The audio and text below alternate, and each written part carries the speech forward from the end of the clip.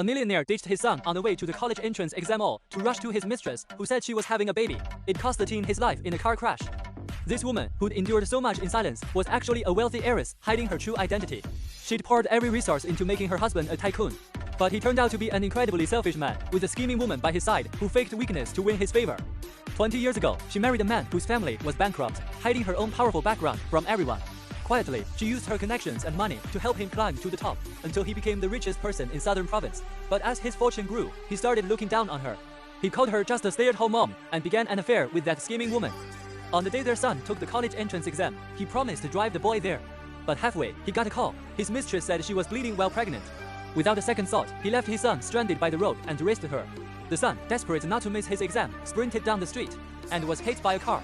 He died right there. For 10 years, that boy had studied tirelessly. He stayed up late every night to hit the books, even when he was sick, all because he wanted to get into a top university and make his dad proud. But his father never showed up for him. Later, the man even said coldly, "He's an adult. What could go wrong?" When the woman held her son's cold body in the hospital, something in her broke. She'd forgiven his affair, she'd ignored his contempt. But she could never forgive him for letting their son die so senselessly. Here's what no one knew: that successful business empire the man bragged about, it was all built on her secret support. Every lucky break he had, every deal he closed, none of it would have happened without her family's help. Now, with her son gone, she stopped pretending. She made one phone call, and a convoy of Maybachs arrived to take her home.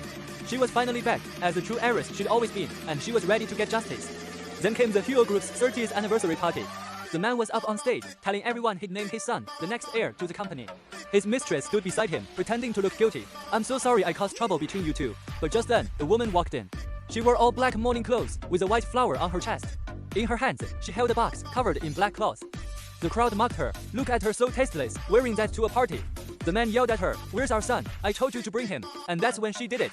She ripped off the black cloth. Inside was her son's urn. "Here's your son," she said. "Here's the heir you wanted so badly." She told everyone the truth, how he'd left their son to die for his mistress.